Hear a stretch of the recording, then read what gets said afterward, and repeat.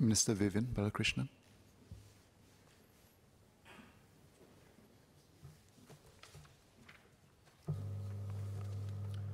Mr. Chairman, on behalf of Prime Minister Lee, who's really the minister in charge of the Smart Nation, because this has to be a whole of government, whole of society effort, and also on behalf of DPM Teo, who leads the Smart Nation and Digital Government Group within the PMO. We are in the midst of a digital revolution. I think everyone knows that. And we know that it is transforming our society, our economy, our jobs. During the previous industrial revolution, the people and the regions that first got it, that were first to adopt the latest technology, achieved a head start, and they made enormous fortunes, amassed great power. In fact, I often think we're speaking English today because the last industrial revolution began in England, spread to Europe. The beginning of every new technological shift is often characterized by an initial gilded age, an age when there's greater inequality and profits amass to the few who get it and have access to the new means of production. It takes time for new skills to be commoditized, the means of value creation to be more widely disseminated, and then you get a larger middle class. We saw such a golden age in the immediate aftermath of the Second World War, with a demographic dividend, mass education, and a massive investment in infrastructure. We believe that the current digital revolution reflects such an inflection point.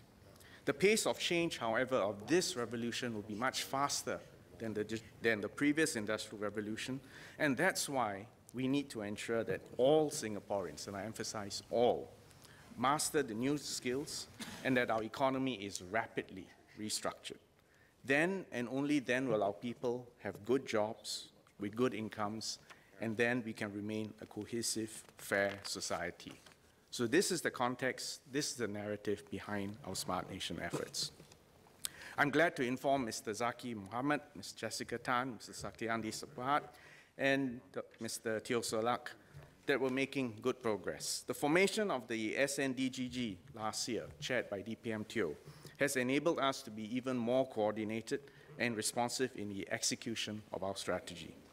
In particular, we are accelerating the delivery of our strategic national projects. These form key digital platforms and infrastructure and are essential for a vibrant and innovative digital economy and for us to enhance our government services. These projects are on track, and let me quickly give you some specifics. First, on the national digital identity, Ms. Tin Pei Ling, I believe, asked about the progress of the NDI and of e-payments. Now, both identity and e-payments are essential if we are to achieve seamless, convenient, and secure digital transactions. We will launch the SingPass mobile app in the second half of this year. I think members will be aware of the current SingPass system. It has got two-factor authentication, but that requires you to either have a hard token or to receive an SMS message. The new SingPass mobile app will enable citizens to authenticate themselves, actually ourselves, more quickly and conveniently. It will allow biometric authentication, and Singaporeans or overseas will not have to wait to receive an SMS, probably at some charge, before they can log on to SingPass. Now, a secure digital identity will also enable our citizens to share data safely and securely with other organizations. And now this point is important, because we have already linked 70 government services and 30 banking services to MyInfo. Now, the purpose of MyInfo is to eliminate repetitive form filling and document verification, and it will also enhance accuracy. This will increase convenience, improve service standards, reduce processing time. So, for instance, the processing time to open new bank accounts and credit card applications has been reduced by 80%. Backroom processes have become efficient, and I've heard Zaki's point that maybe we need to take the same methodology to social assistance as well, to reduce repetitive form filling and to speed up backroom processing. Private companies can innovate and build on top of these platforms. Ms. Tin Pei Ling will be pleased to note that we are enabling businesses through the MyInfo developer and partner portal to integrate their own digital services into MyInfo, which is the government data pool.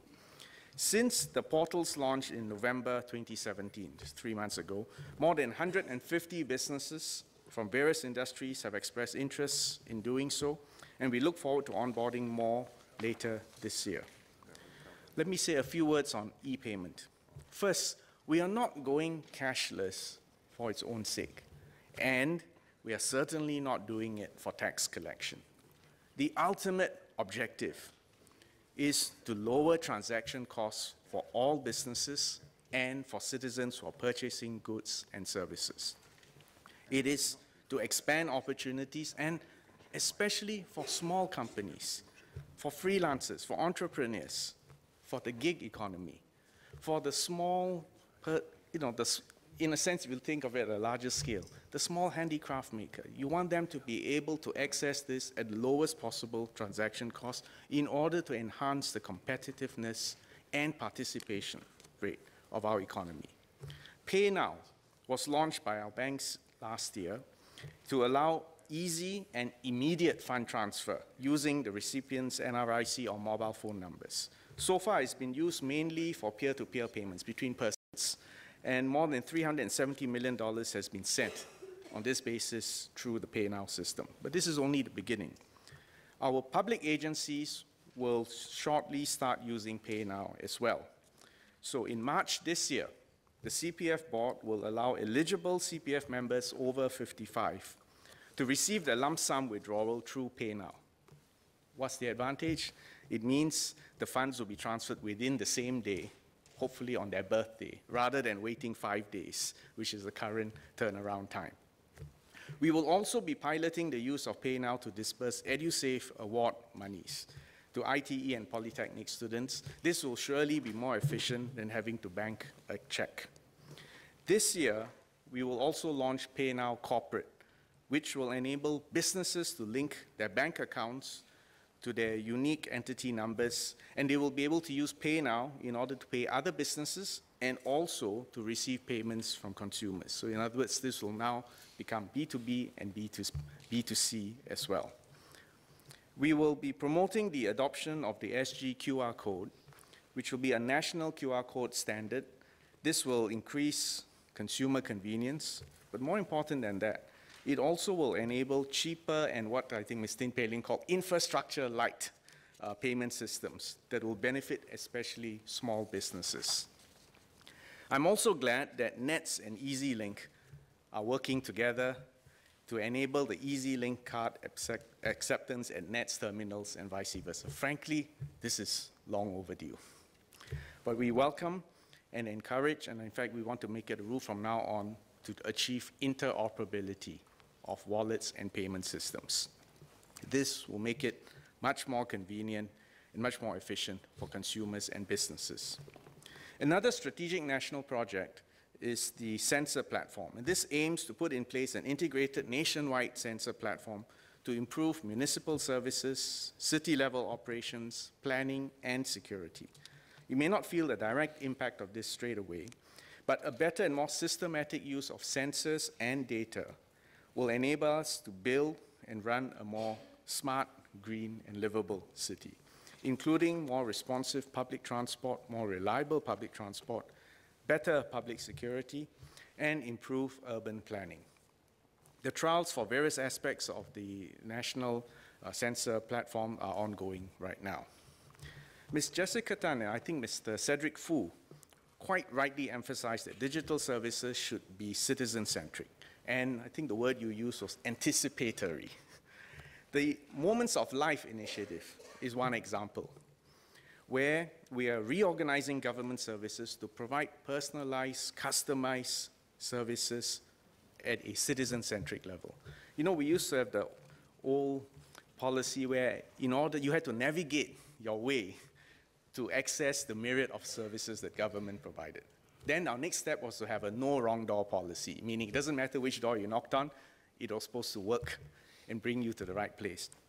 Frankly, I think we need to reorganize government so that the delivery of our services is organized on the basis of the citizen rather than the agency providing those services. And this is actually not a question of technology, but of re-engineering our processes. And if we succeed, then the doors should disappear. In June 2018, we will release an app for Singaporean couples starting a family or with children aged 6 and below. We'll call this app, I haven't got a better name yet, but at the moment it'll be called Moments of Life Families. It will allow parents, when they have a new baby, to register the baby's birth online, apply for baby bonus, view medical appointments, immunization records. My staff even included search and register for preschools. I think this reflects excessive kiasuness on the part of parents. But anyway, if that's what they want, we will also provide that service. We will test this out for families with babies born in public hospitals first, and then roll it out further. And additional services will be rolled out over time, and if the concept works, we will look at other moments of life. On smart urban mobility, we're pursuing initiatives to use digital technologies to enhance the comfort, the convenience, and the reliability of public transport systems, and to support our vision of a car-light Singapore. The Ministry of Transport will convey more details later. Besides ensuring progress in these strategic national projects, we also need to get our approach to data sharing and protection and system resilience and cybersecurity right. I think Madhav Mohan will emphasize this point. Harnessing the power of data will be increasingly critical for both government, businesses, and for citizens as well. In fact, data, in a sense, is the new currency of the digital age. I share your concern that increased data sharing and data use has to be done in an environment where personal data and privacy are robustly protected. Hence, we have the Public Sector Governance Act, which takes effect in April. It outlines a set of data sharing practices for government, including using only non-identifiable information for policy making and planning. And individual officers will be held accountable for safeguarding the information, and the government will appoint trusted data custodians who will have a central oversight over the anonymization of data sets before they are shared across agencies. This clarity is to encourage safe data sharing in order to enhance policy making and improve service delivery, and to do so securely. Associate Professor Madhav Mohan made several other points on the social, legal, and ethical dimensions of digital technology, and we will study these points carefully. They are valid concerns. For the private sector, the Personal Data Protection Commission is conducting ongoing public consultations to ensure that our laws on personal data protection remain relevant. Let me move on to resilience and cybersecurity. We must build our smart nation on a reliable and secure foundation. Many of you have highlighted this. Ms. Sun, Mr. Satyandi, Tin Pei Ling have also, I think Ms. Sun and Ms. Tin referred to the recent SingPass episode. Basically what happened was that a software bug was introduced when they updated the two-factor authentication system within the SingPass server. That led to progressive slowness and eventually a crash. Now, unfortunately, as things would have it, that same bug was in the backup system too, and that's why we had 2 crashes. Anyway, GovTech is currently investigating the incident, and they'll provide a more comprehensive update when it's completed. But I take your point that for essential platform technology, we can't afford to get it wrong. The government imposes stringent reliability and resilience requirements for all our critical ICT systems, and we adopt a security by design approach to building this infrastructure. We conduct regular and rigorous audits, and any findings are followed upon thoroughly. I think the staff in GovTech and all that know that I'm quite obsessive and I drill down to details, so I give the engineers a slightly hard time. But I think this tension is necessary. We also work with our business associations to promote cybersecurity, because it's not enough for government to be secure, but businesses also need to adopt good cyber hygiene and to make that a business priority. And of course, we should remember that citizens also have to play their part. And Minister Yaacob will share more details on our national cybersecurity efforts later. At its core, the smart nation is more than just deployment of technology, but really must expand opportunities, must improve the quality of life, must have enhanced jobs, and raise salaries. Mr. Tan Wu Meng highlighted the impact on the economy and jobs creation. We know that automation, robotics, data analytics, additive manufacturing, 3D printing, will certainly disrupt manufacturing and logistics chains. And for a place like Singapore, a city, an entrepôt, a port, an airport, surely these have profound implications on us. And we will risk becoming irrelevant if we do not transform our infrastructure, our systems, and our skills quickly enough. So to do this, we need to ensure that workers all across the segments, as well as our SMEs, are able to take advantage of new digital tools and master new skills. Minister Yaacob and SMS Janil will share more details on our Tech Skills Accelerator and SME Go Digital programs. Ms. Jessica Tan, Mr. Tan Wu Meng, Mr. Teo Solak, Tin Pei Ling have also highlighted, quite rightly, that government cannot build Smart Nation alone, and we need to involve citizens and businesses. In this spirit, we are opening our national platforms. I gave an example just now of MyInfo.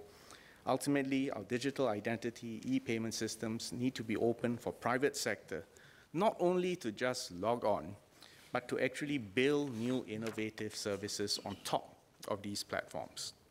And GovTech will conduct regular industry briefings to share government's strategic ICT plans and the pipeline of projects. And we have this program called InnoLeap. This basically allows government to go to the private sector or to the research institutes, set out a problem statement, and then let the companies offer solutions based on their own expertise. So we will work with research institutes, and we also have a grant called the Translational Research and Development Grant for the applications for Smart Nation. Basically, what we were going to do is to eat our own dog food. We have a need, you have a capability, you have a service, give us your best offer. If it works, we use it, we pay you, we feed our own local ecosystem. So we invite the public and the industry to contribute more ideas, more solutions, novel solutions especially, through Ideas, which is a whole-of-government crowdsourcing portal. I agree with Mr. Zaki Mohammed, Ms. Tin Pei Ling, Mr. Saktiandi Supat that we must push ahead with digital technology, but at the same time, we must ensure that no one gets left behind, regardless of age, background, and I'm also inclined to say linguistic and ability and special needs. And we need to ensure that all our projects are inclusive by design. After all, if you pick up you pick up any modern handphone today, they're multilingual by design. They have assistive technology by design. And I'm going to push to make government services adopt that same inclusive approach. So we will also be raising the standards of government digital content, basically checking our websites and our portals and our services to make sure they comply with the state of the art. Basically what we do is we have a league table and we assess everyone's website. We tell them which ones don't work, which ones are not mobile ready, and so on and so forth. Minister Yaacob and SMS Janil will further elaborate on MCI's digital readiness initiatives. So let me conclude.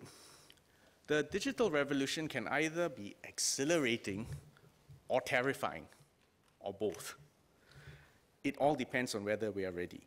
And that's why we have embarked on the Smart Nation, and that's why we need to do so with a great sense of urgency.